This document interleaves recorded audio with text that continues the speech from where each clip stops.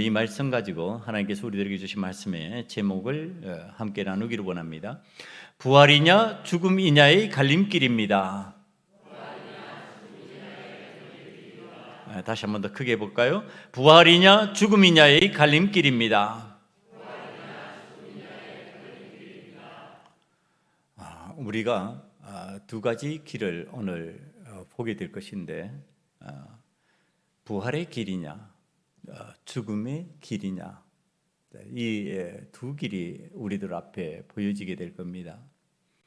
그때 우리가 부활의 길로 갈 것이냐 아니면은 죽음의 길로 갈 것이냐, 오늘 말씀을 통해서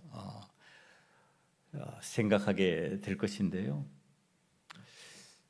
이 내용을 가지고 묵상을 하면서 말씀을 준비하는 가운데 제 가슴 속에 그런 마음이 드는 거예요. 어느 날 나에게 큰 선물처럼 하나님의 구원의 은혜가 찾아왔구나.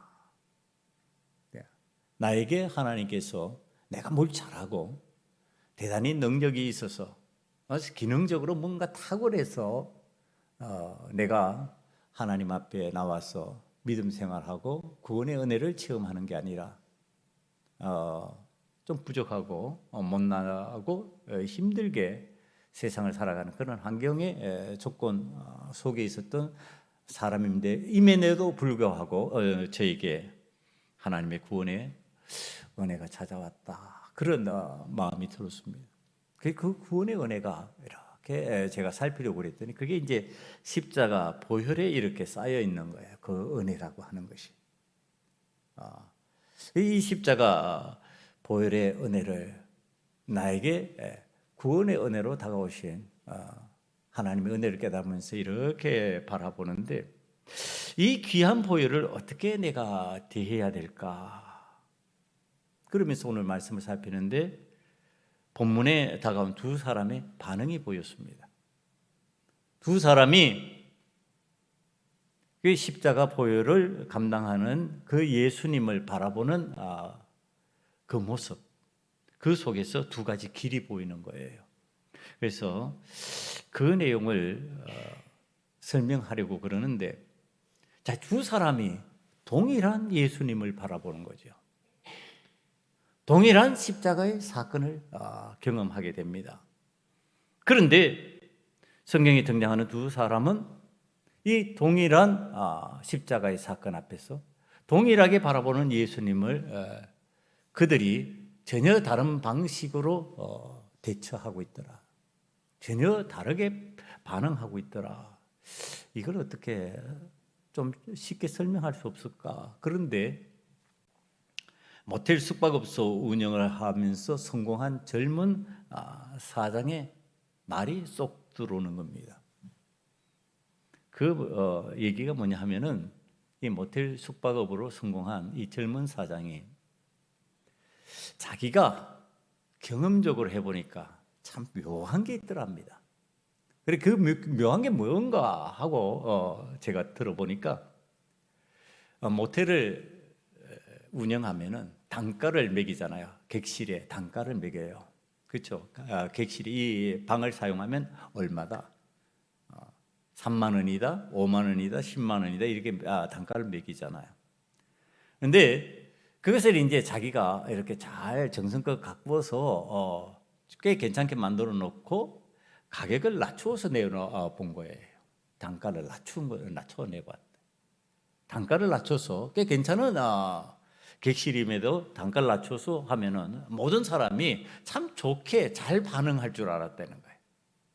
그런데 단가를 낮춰서 그 객실을 내놓고 찾아오는 손님을 봤는데 예외 없이 거의 다, 가끔은 아닐 수도 있지만 거의 다 예외 없이 어떤 반응을 보였냐 하면요, 이 객실을 그 가격에 비해서 그렇게 우습게 대하더라는 겁니다. 그래서 낮은 단가에 들어온 손님들이요, 거의 다, 가끔은 아니지만은 거의 다 엉망진창으로 거기를 만들어 놓고 나간다는 거예요. 어떤 때는 젊은 사람들이 들어와가지고 싼 가격에 들어왔으니까 잘 지내고 간다, 이렇게 되면 좋을 것 같은데, 거기를 마치 폭탄을 맞은 것처럼 만들어 놓고 가버린대. 단가가 싸면 그렇더라는 겁니다. 그럼 이제 거기 잘 꾸며 놓았으니까 그럼 좋다. 가격을 올려보자. 이제 동일한 객실인데 단가를 높였어요. 그랬더니 아주 이상한 현상이 일어나더랍니다. 그 객실에 들어온 사람들이요, 거의 또 예외 없이 하는 일이 쓰레기를 분리해서 내놓고 그 가격에 걸맞는 행동을 하더라는 겁니다. 그래서 이 사람이 이 사람들이 이 객실의 단가를 가치로 보는구나. 그러니까 좀 가격을 많이 주면 이 객실은 가치 있는 객실이야. 그래서 그게 걸맞는 행동을 하고, 단가를 낮춰서 좀 쉽게 들어올 수 있게 만들어 놓으면은 그것을 갖다가 이거 별 볼 일 없구나 이렇게 느낀다는 겁니다. 동일한 것인데, 동일한 장소인데, 그래서 자신은 단가 책정을 잘 해야 성공할 수 있다 이런 생각을 했다고 하는 이야기였습니다. 이상하지 않아요? 동일한 숙소예요. 그런데 그것을 가치 없게 바라보면 가치 없는 행동을 해버리더라는 겁니다. 그럼 좀 가치 있게 보면은 가치 있는 행동을 하더라는 겁니다. 예수님을 바라보는 오늘 두 종류의 사람들이 이와 흡사한 모습입니다. 동일한 예수님이에요. 동일한 십자가 사건이에요. 그런데 그 예수님을 바라보면서 내가 그 예수님을 가치 없게 생각하면 보이는 행동이 있고요, 가치 있게 생각하면 보이는 행동이 있어요. 지금 내 자신이 이 예수님에 대해서 가치를 부여하는 두 사람 중에 오늘 향유를 부은 여인의 이야기가 나옵니다. 이 향유를 부은 이 여인의 내용을 살펴보면요, 예수님이 식사하실 때 한 여자가 매우 값진 향유, 순전한 나드 한 옥합을 가지고 왔다고 그렇게 표현을 합니다. 그러니까 이게 지금 나드라고 하는 향유가 향유 중에서 가장 비싼 향유에 속하는 그러한 향유입니다. 그러니까 비싼 거니까 비싼 거는 아무 곳에나 넣는다? 그거 아니죠. 귀한 곳에. 그래서 옥합이라고 하는 표현이 나오는 겁니다. 옥합 속에다가 비싼 향유를 넣었어요. 근데 이 여인이 이 비싼 옥합에 든 향유를 예수님께 붓는데, 붓는 방식이 옥합을 깨트리고 해요. 그러니까 목 있는 부분을 깨트리고 부어버리는 거예요. 자, 여기 옥합을 왜 깨트려야만 했을까? 깨트려야만 열 수 있다라고 하는 생각을 할 수도 있지만, 깨트린다고 하는 의미는 뭐 이 옥합 다시 안 쓴다는 생각이에요. 깨트린다고 하는 것은 그 안에 든 것을 갖다가 전부 부어버리겠다는 뜻이죠. 아낌없이 부어버리겠다. 한 방울도 남기지 않고 그 속에 있는 것을 모두 예수님께 부어버리겠다. 지금 이 여인은 이 마음인 겁니다. 옥합을 깨트리고 그 속에 있는 순전한 나드 한 근을 모두 예수님께 부어버리는 지금 가치를 예수님 앞에서 체험하고 있는 겁니다. 그러니까 이 여인은 예수님의 가치를 내가 가지고 있는, 어떻게 보면 그 여인의 전 재산일 수도 있어요. 그 귀한 향유를 한 방울도 남기지 않고 부어버려도 괜찮을 가치를 지닌 분, 내 삶에 그렇게 나에게 향기로운 분, 나에게 그렇게 은혜를 베푸시는 분, 이게 그 여인의 정체성입니다. 여러분, 오늘 이 여인의 이름을 구체적으로 밝히지 않아서 제가 계속 여인이라는 표현을 할 겁니다. 간접적으로 찾아 들어가면 이 사람이 누구인지 알 수 있어요. 그런데 여인이라고 하는 것. 자, 이게 오늘 우리들에게 무명의 여인처럼 우리들에게 다가오고 있는 이건 오늘 예수님을 나의 삶의 가장 고귀한 것으로 부어서 예수님에게 향기나게 만들어 버리고 싶어 하는 모든 사람이 오늘 우리가 될 수 있다고 하는 가능성의 단어이기 때문에 여인이라는 표현, 무명의 여인이라는 표현 방식을 제가 그냥 그대로 쓰고 있는 겁니다.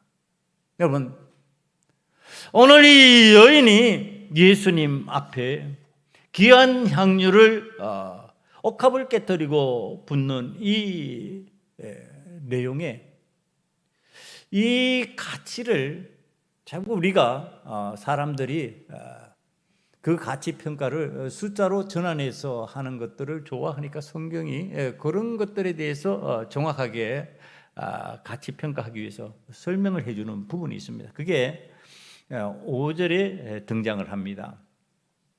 이 향유를 300데나리온 이상에 팔아 가난한 자들에게 줄 수 있었겠도다 하며 그 여자를 책망하는지라. 300데나리온이에요. 교회에 나오신 지 얼마 안 되시는 분들을 위해서 설명을 하면 그렇습니다. 1데나리온은 노동자가 하루 일해서 받는 품삯을 표현하는 방식입니다. 그러니까 요즘 우리들의 일용 노동자들이 받는 품삯으로 뭐 10만 원 이렇게 하루 일당이 10만 원이다. 그러면 이제 10만 원이 1데나리온이에요. 그럼 300데나리온이면 노동자가 약 1년 동안 노동해야만 벌 수 있는 돈을 얘기하는 겁니다. 그럼 요즘 우리 돈으로 환산을 쉽게 한다 그러면 적어도 3천만 원 정도 되는 돈이에요. 그래서 지금 3천만 원 정도 되는 이 가치 있는 향유를 예수님에게 전부 쏟아부어서 한 방울도 남기지 않고 전부 탈탈 털어가지고 쏟아 부어 넣은 겁니다. 이 어마어마하게 비싼 향유를 예수의 몸에다가 부어버리니까 옆에 있던 제자 중에 한 사람이 이게 무슨 짓이냐? 아니 이 비싼 향유를 팔아서 300데나리온에 팔아서 가난한 자들에게 나누어 주면 될 것을 이렇게 이야기를 합니다. 여러분, 이 말이 틀린 말이 아니죠. 정당성이 있는 말입니다. 왜 그러냐? 6월절이 되면은요, 이 유대인들이 가난한 사람들을 늘 기억을 했습니다. 왜 하나님께서 가난한 자를 기억해라, 고아와 가부를 기억해라, 나그네를 기억해라, 뭐 이런 가르침을 계속 주셨기 때문에 가난한 자들을 기억하는 삶의 내용이 있습니다. 그러니까 6월절은 구원받은 때잖아요. 출애굽한 은혜를 체험했잖아요. 종으로 살던 사람이 주인으로 전환되는 해방의 날이 6월절입니다. 그러니까 그 해방을 함께 기뻐하고 나누기 위해서 가난한 자들을 생각하면서 그들에게 자신의 것을 나눠주는 거예요. 그럼 이게 나쁜 말이 아니잖아요. 이게 좋은 표현이잖아요. 그런데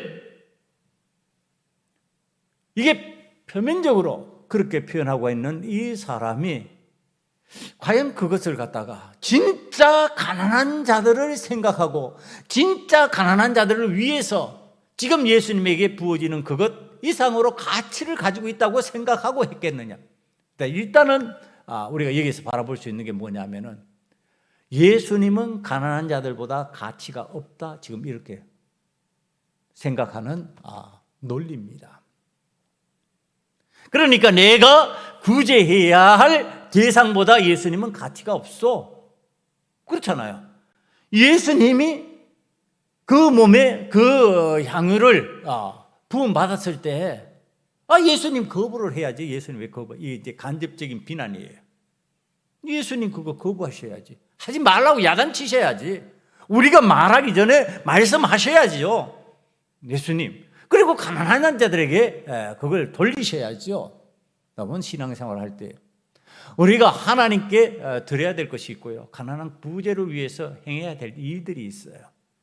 근데 그것을 갖다가 세상의 눈으로 보면요, 이게 정당성이 있어요. 가난한 자들을 위한 구제에 그것을 전부 투입하는 것에 정당성이 있는 거예요.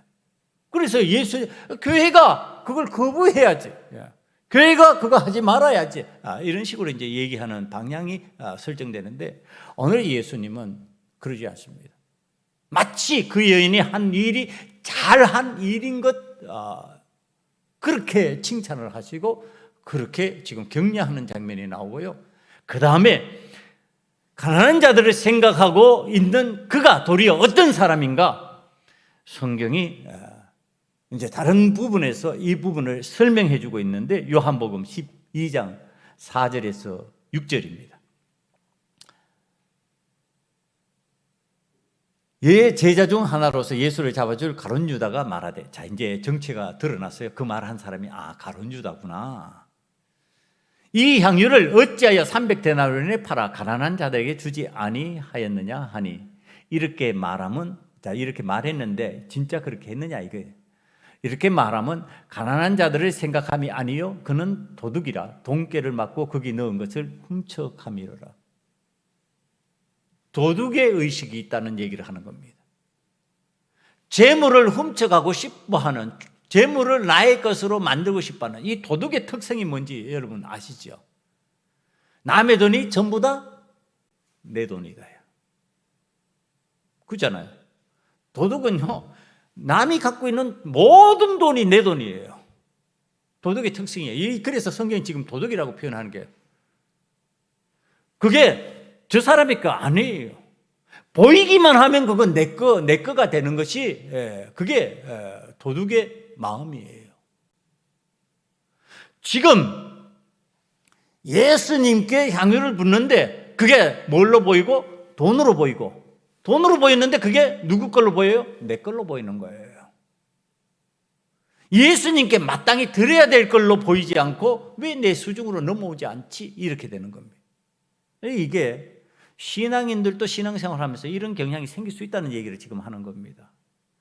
예수님 앞에 마땅히 드려져야 될 것, 하나님께 드려야 될 그러한 귀중한 것이 돈으로 환산되어서 보이기 시작하면 그건 누구의 것으로 보여요? 내 것으로 보이기 시작해요. 저게 왜 내한테로 안 넘어오지?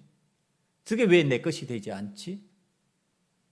이 도둑심보가 되어버리는 것이요. 여러분, 도둑심보가 되어버린 이 가룟 유다의 눈에 예수님이 그러면은 어떤 가치를 지닌 분으로 보이는 사람이었을까?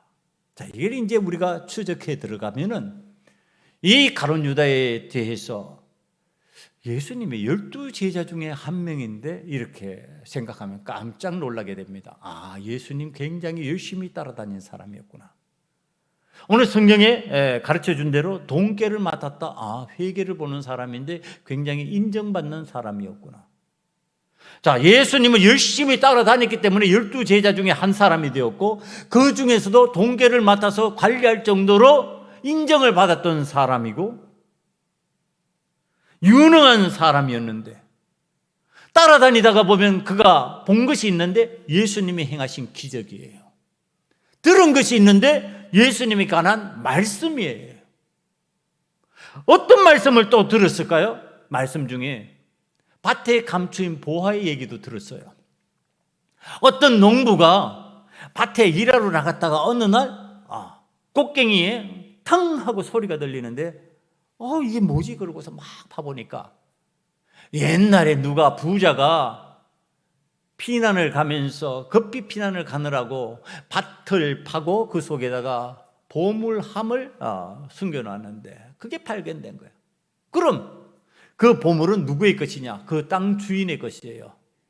그런데 이 사람은 자기 땅이 아니야. 소작농이에요. 그러니까 자기 집에 가서 돌아가서 있는 모든 것을 다 팔아가지고 땅값을 마련했어요. 그리고 빌릴 수 있는 돈을 다 빌려가지고 다 끌어모아서 그 땅값을 마련해서 주인한테 비싼 값으로 그 땅값을 지불합니다. 그리고 그 보물을 캐내서 자기 것으로 삼습니다. 어마어마한 이득을 챙기는 거죠. 이게 마치 무엇과 같다? 이 세상에서 천국을 소유한 사람과 같다.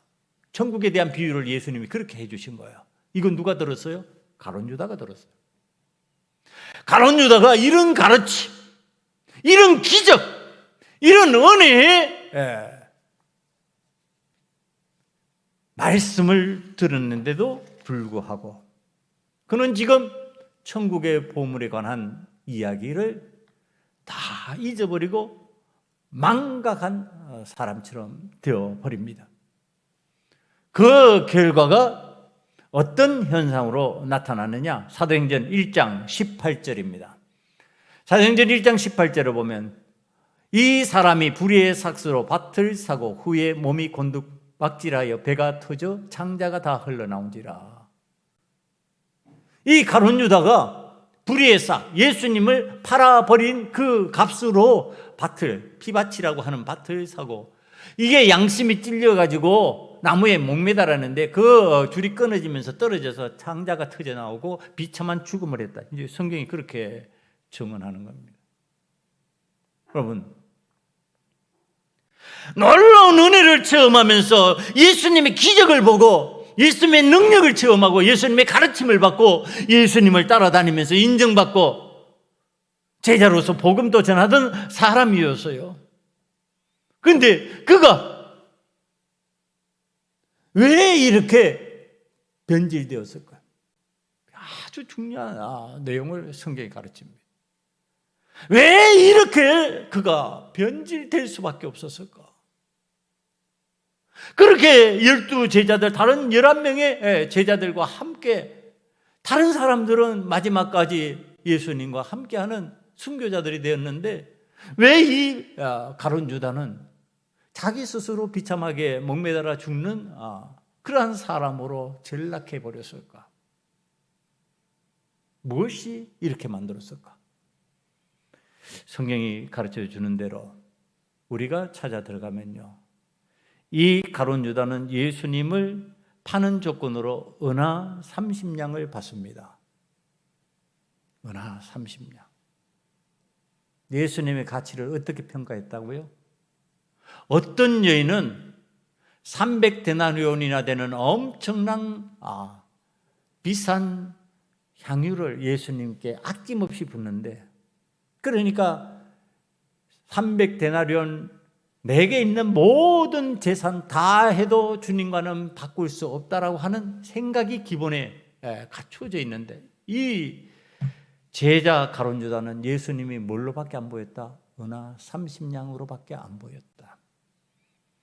은하 30냥이라고 하는 것은 우리들이 많이 들은 대로 알고 있는 노예 한 명의 값입니다. 고대 노예 한 명의 값을 갖다가 은하 30냥이라고 바꿔서 표현을 하고 있는 거예요. 그러니까 지금 나에게 경제적 이득을 줄 수 있는 이 예수님의 가치가 은하 30냥이더라는 겁니다. 은하 30냥, 제가 하도 답답해가지고 이 은하 30냥을 환산할 수 없을까 그래서 자료를 막 찾아봤어요. 찾아봤더니 1세겔이 30냥이라면 30세겔이라는 뜻인데요, 30세겔에서 1세겔이 무게 단위가 11.4g입니다. 그럼 30세겔이면은 얼마가 되느냐면 342g이에요. 은 342g. 은 342g이 옛날의 은하고 요즘하고 가치가 다르겠죠. 그런데 자, 이게 향유를 3천만 원으로 환산하듯이 오늘의 값으로 환산을 해봤어요. 이게 이제 2022년 12월에 가격이 나와 있길래 제가 찾아봤더니 3.75g이에요. 가격이 은 가격이 3,800원이에요. 그래 이걸 갖다가 나누어서 곱해 보니까요, 얼마 정도가 되느냐면은 35만 원이 안 돼요. 여러분, 지금 예수님을 노예 한 명의 값으로 환산해서 팔아버리는데 내 이득을 취하기 위해 가지고 35만 원, 요즘 값으로 은값을 계산한다면 요즘에는 35만 원밖에 안 되는 그러한 값으로 예수님을 팔아먹었다, 이런 뜻입니다. 그러니까 얼마나 예수님을 가치 없게 봤냔 말이에요. 아니, 예수님을 그렇게 열심히 따라다녔는데, 예수님의 말씀을 그렇게 열심히 들었는데, 아니, 예수님으로부터 천국 보화에 관한 그 비유를 들으면서 그런 가르침, 그런 교훈을 받았는데도 불구하고 예수님을 어떤 가치로 바라보고 있더라? 은 30냥의 가치로 바라보고 있더라는 겁니다. 이게 아주 무슨 신앙적인 경고입니다. 오늘 우리들이 열심히 예수를 따라다니고 열심히 예수를 믿는 것 같고 예배를 드리고 기도하면서 하나님의 은혜 안에 있는 것 같은데 예수님을 바라보는 가치 판단이요, 나에게 은 30냥의 가치를 줄 수밖에 없는 대상인 것처럼 취급하고 산다면, 그 가치로 환산해서 나의 이익 여부를 따지고 신앙생활을 하는 사람이 되어버린다면 나는 어떻게 될 수 있다? 가룟 유다처럼 예수를 팔아버리는 사람이 될 수 있다, 이 얘기라는 겁니다. 이거 없을까요? 이런 일 없을까요? 제가 어떤 분하고, 안 믿는 분이에요, 안 믿는 분하고 대화를 나누다가 그분이 얘기하는 거예요. 어떤 사람이요, 저한테 웃어요. 제가 이제 예수 믿는 것에 대해서 얘기를 하니까 이제 그분이 얘기하는 게 자기가 안 믿는 사람인데, 어떤 분이 있잖아요, 12년 동안 열심히 교회 다녔는데 자기가 생각한 대로 잘 되는 게 없더래요. 그래서 얼마 전부터 절에 가기 시작했답니다. 여러분, 나에게 이게 안 되니까, 내가 생각하는 가치로 전환이 안 되니까 12년 동안의 신앙생활이라는 거 다 무효로 돌리고 절로 방향을 돌린 거예요.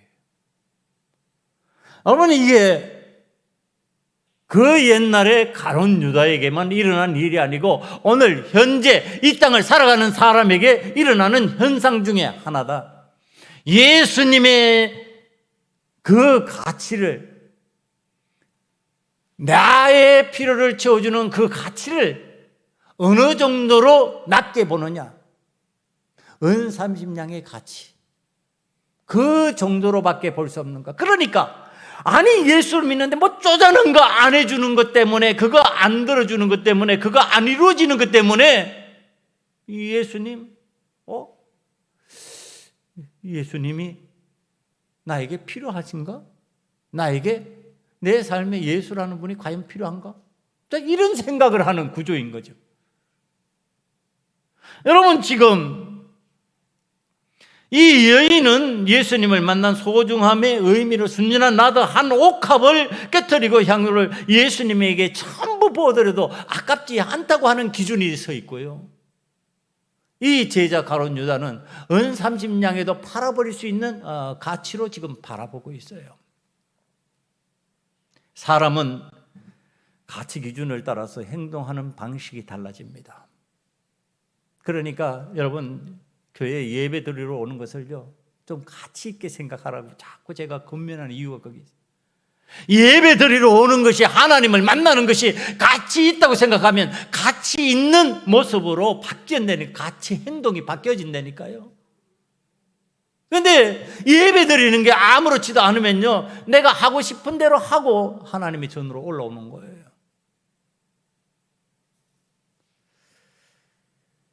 여러분의 삶의 구조에서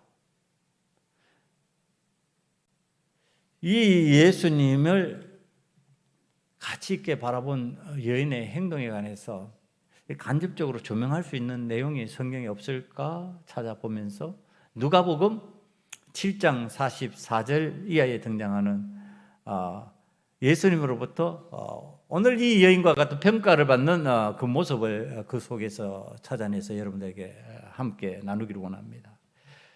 그 여자를 돌아보며 시몬에게 이르시되, 이 여자를 보느냐? 내가 내 집에 들어올 때 너는 내게 발 씻을 물도 주지 아니하였으되 이 여자는 눈물로 내 발을 적시고 그 머리털로 닦았으며 너는 내게 입맞추지 아니하였으되 그는 내가 들어올 때부터 내 발에 입맞추기를 그치지 아니하였으며 너는 내 머리에 감람유도 붓지 아니하였으되 그는 향유를 내 발에 부었느니라. 이 여인이 한 행동을 이렇게 지금 설명합니다. 예수님이 얼마나 가치가 있고 소중하고 귀한 분인지, 이 예수님을 만난 것이 나에게 얼마나 큰 은혜인지, 예수님을 만나니까 눈물로 예수님의 발을 적시고, 적시진 그 발을 닦을 수건이 없어서 지금 자기의 긴 머리카락을 풀어서 닦고 있고요, 예수님의 그 닦은 발 위에 자기의 그 냄새나는 발, 더러운 발에 입을 맞추고, 그리고 예수님에게 향유를 붓는 겁니다. 이게 바로 이 오늘 향유를 붓는 여인의 모습을 아주 적나라하게 잘 설명해 준 구조예요. 예수님을 가치 있게 보면 우리의 행동이 그렇게 된다는 겁니다. 왜 우리가 세상에 있는 사람들보다 악하지 않는데 하나님 앞에 나와 기도하면 그렇게 눈물이 나올까? 왜 그 은혜가 그렇게도 감격스러울까? 왜 우리의 몸이 주체가 되지 않을까? 왜 이렇게 떨릴까? 그래서 내가 주님 위해서 할 수 있는 게 뭐가 있을까요? 내가 주님이 원하신다면 그걸 하고 싶은데 내가 뭐를 해야 될까요? 이렇게 되는 거죠. 그런데 그 여인이 보니까 자기 집에 내가 보물단지처럼 귀하게 여기던 향유가 있는 겁니다. 옥합 속에 든 향유가 있는 거예요. 그거 주님 위해서 쓰고 싶어요. 그 여인이 지금 그런 마음 갖고 사니까 그에게 하나님의 영이 역사하시는 거죠. 이제 이 예수는 너희들의 죄를 위해서 십자가를 지고 무덤 속으로 들어갔다가 부활해야 될 것이다. 그 몸을 보존하고 그 일을 위하여서 내가 향유를 그의 몸에 붓는 게 좋겠다. 이런 감동이 오는 거죠. 주님을 가치 있게 제대로 살피고 바라볼 수 있다면 하나님의 영이 나에게 가르쳐 주시는 감동이 있다는 거예요. 예수님을 제대로 바라보지 못한 이유가 어디에 있을까? 예수님을 가치 없게 바라보니까, 가론유다 같이 바라보니까, 별 볼 일 없는 너의 한 사람의 값으로 바라보니까 예수님 팔아버리는 거죠. 세상과 바꿔버리는 거죠. 오늘도 저기 꽃 구경하는 장소로 예수님하고 바꿔버리는 거죠. 오늘도 내가 가고 싶은 곳으로 가면서 예수님하고 바꿔버리는 거죠. 여러분, 이 주님의 은혜에 대한 감사의 표현이, 이 감격의 표현이 어떤 일로 바뀌어졌는지 오늘 8절이 그 설명을 합니다.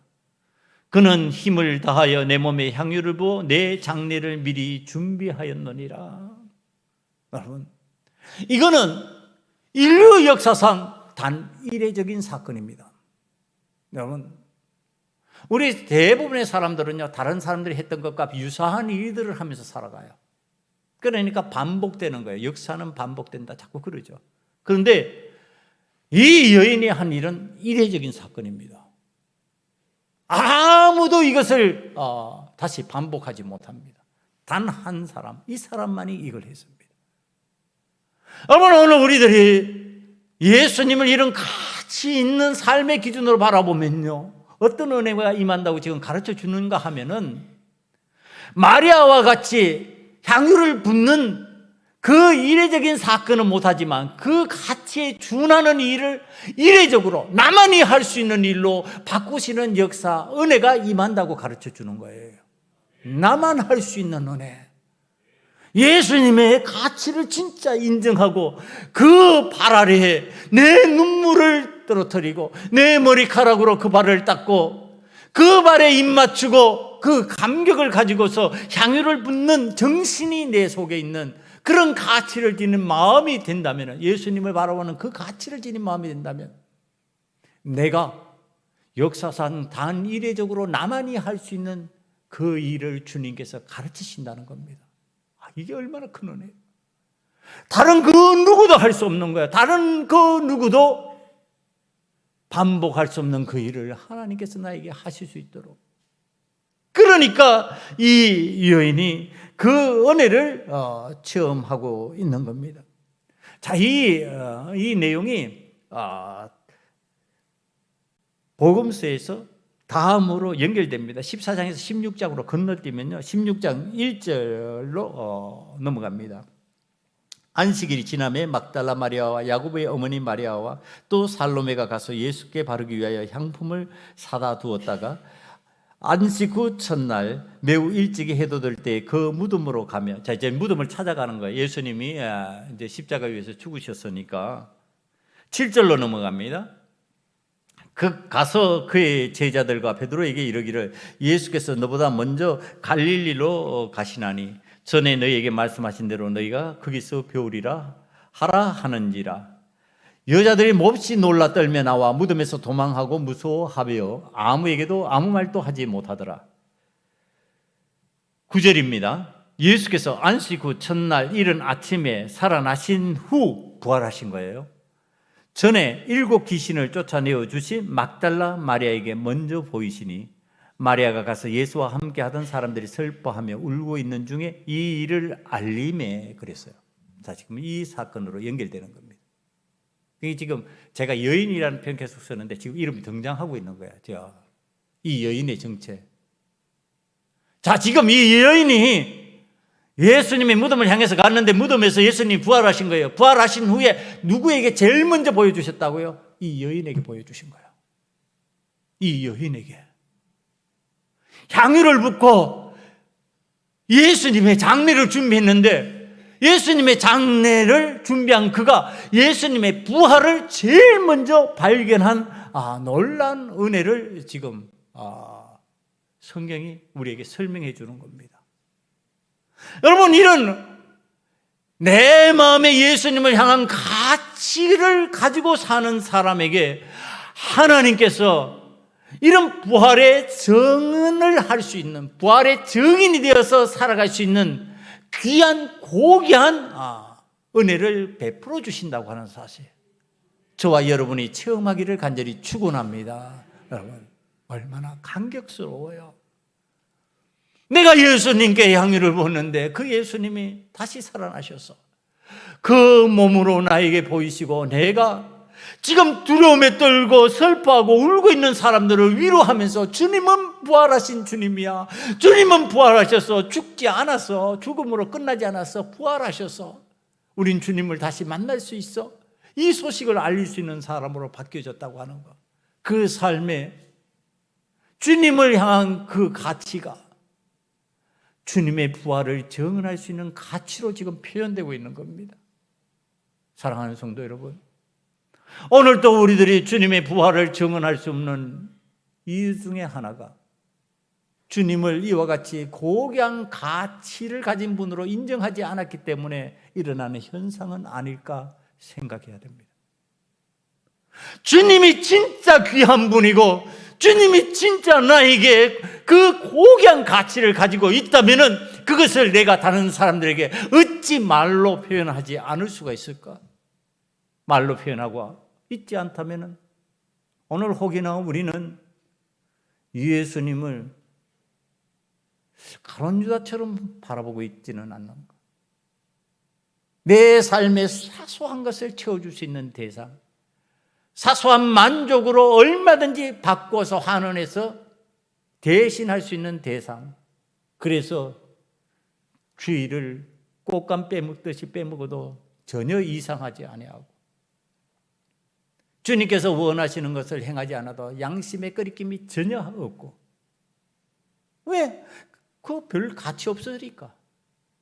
진짜 가치 있다면 두렵고 떨리고 그 앞에서 지금 만나기만 해도 눈물이 떨어져서 그 발을 적시고 내가 어떤 모습으로든지 헌신하고자 하는 마음이 생기지 않을까?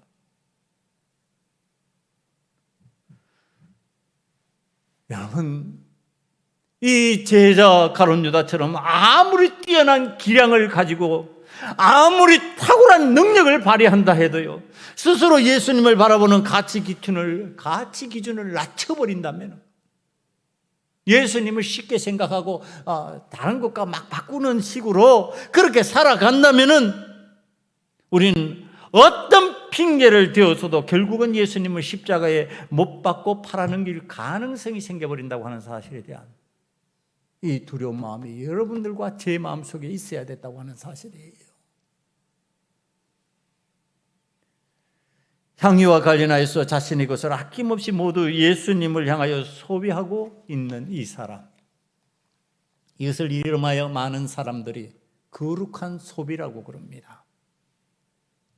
예수님을 향하여서 눈물을 소비하고 그의 머리카락을 소비하고 그의 입술을 소비하고 그의 향유를 소비하고 있는 것, 오늘 그 가치가 진짜 귀하고 거룩한 가치라면 우리가 행해야 될 모습이 아니냐.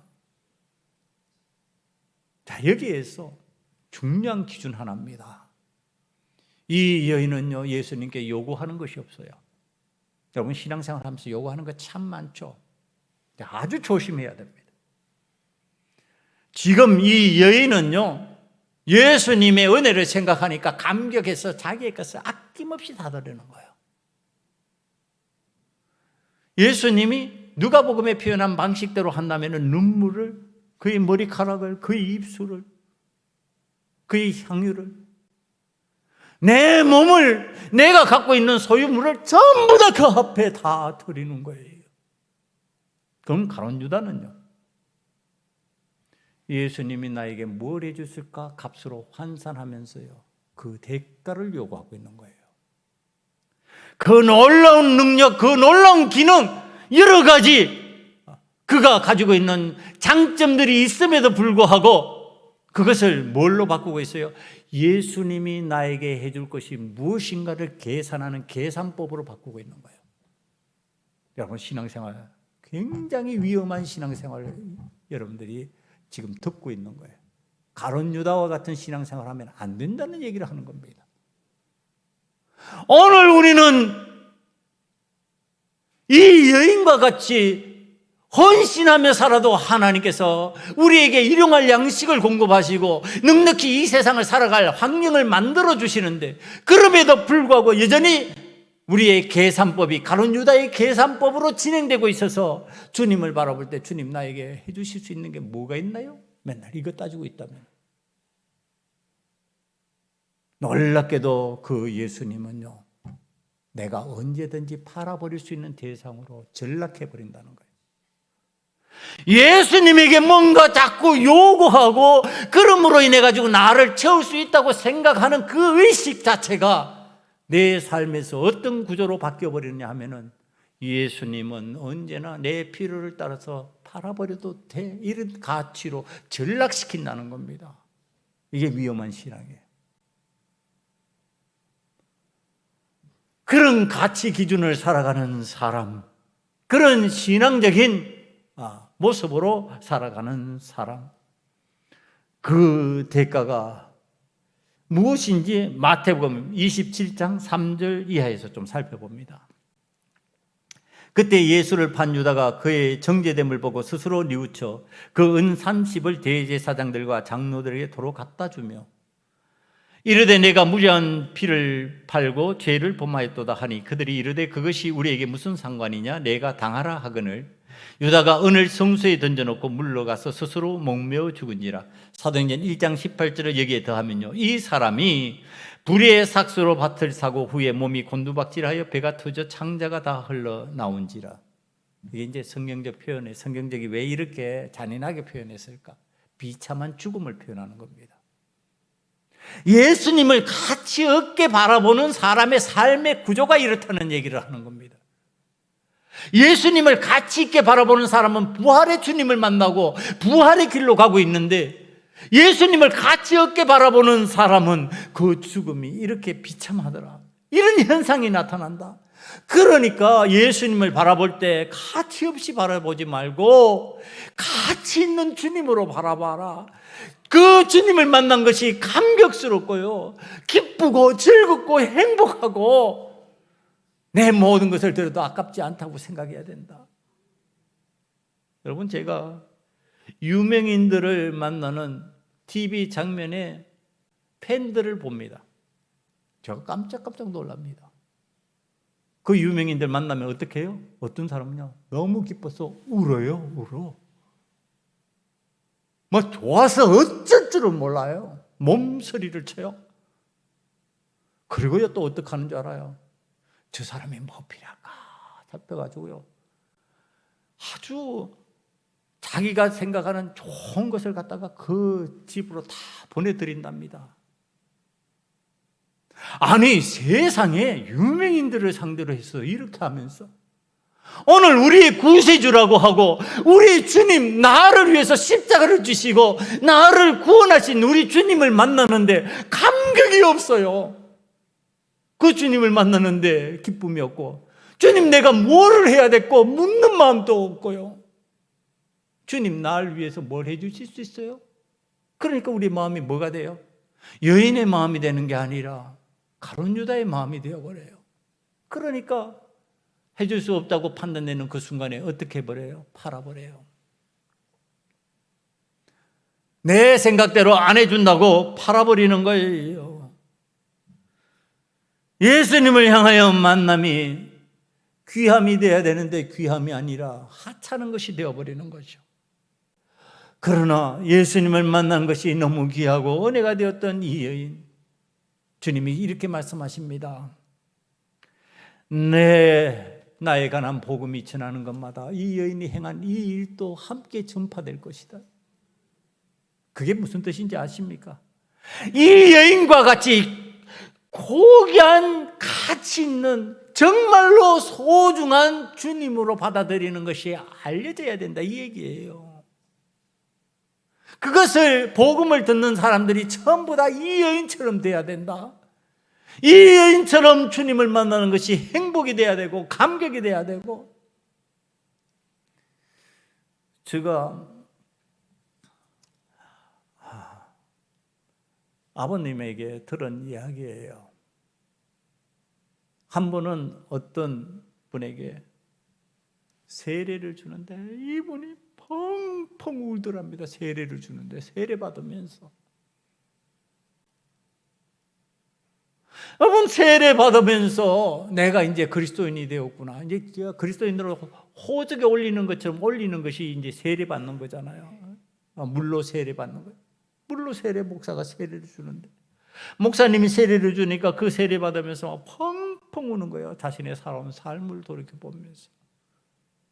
주님을 만난 은혜가 감격스러워야 되는데, 그렇게 행복해야 되는데, 그렇게 귀중하고 소중한 분이 되고 가치 있는 분이 되어서 나에게 부활의 산증거로 나타나셔서 너도 부활할 수 있다, 이거 가르쳐 주셨을 때 그것 듣고 너무 행복해가지고 부활의 증인이 되어버려야 되는데, 오늘 예수님이 하찮으니까 말도 못하는 거예요. 여러분, 부끄러우면요, 내가 갖고 있는 것이 부끄러우면 내놔요, 안 내놔요?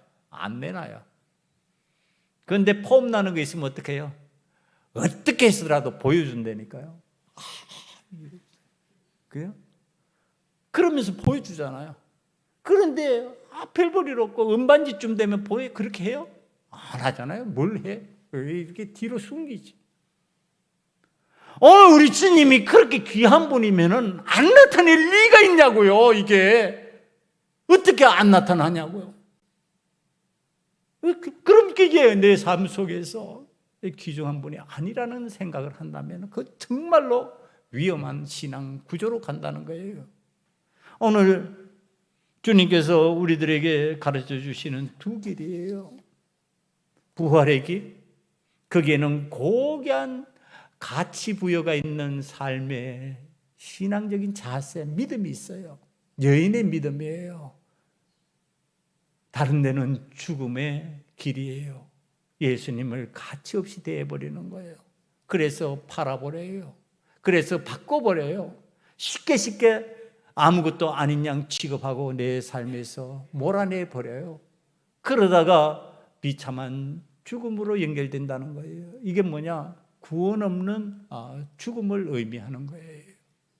사랑하는 성도 여러분, 이제 다음 주 부활주일을 맞이하면서 오늘 이 종료주일에 두 가지 길이 있는데, 이 한 주 동안 여러분 묵상하면서 이 두 가지 길 중에서 이 여인처럼 예수님을 정말로 소중하고 귀중하게 내 삶에 가장 가치 있는 분으로 받아들이면서 그 만남이 감격스럽고 그 만남을 다른 사람에게 알려주고 싶고 알리지 않으면 안 되겠다고 하는 그 몸부림이 저와 여러분들의 삶에 함께 있기를 간절히 축원합니다. 이 시간에 기도하겠습니다. 아버지 하나님, 한 향후를 부은 여인처럼 예수님을 향하여 나의 모든 것을 드릴 수 있는 가치 있는 주님으로 모시기를 원합니다. 가룟 유다와 같은 마음이 되지 않도록 도와주시옵소서. 주님을 다른 것과 바꿀 수 있는 대상으로 여기지 않게 만들어 주시옵소서. 이 시간에 이와 같은 마음 가지고 기도합니다. 아버지 하나님, 하나님께서 향유를 부은 여인처럼 예수님을 향하여 나의 모든 것을 드릴 수 있는 가치 부여가 임하기를 원합니다. 아버지 하나님, 가룟 유다처럼 예수님을 다른 것과 바꿀 수 있는 대상으로 여기지 않게 만들어주시고 오직 주님만이 나의 모든 것이 되실 수 있다라고 하는 믿음의 증거를 얻기를 원하오니 주여 도와주시옵소서. 아버지 하나님, 우리는 여인의 믿음이 되기를 원합니다. 나의 가장 고귀한 것으로, 가치 있는 것으로 내 모든 것을 주님께 드릴 수 있는, 주님은 그런 귀한 분이라고 인정하는 믿음이 되기를 원합니다. 아버지 하나님, 가룟 유다와 같이 예수님을 언제든지 팔아버릴 대상으로 여기지 않게 만들어주시고 예수님으로 인하여 받은 구원의 큰 기쁨, 그 감격으로 인하여서 저희들의 삶의 구조가 완전히 바뀌어질 수 있도록 만들어 주시옵소서. 예수님 이름으로 감사하며 기도드리옵나이다. 아멘.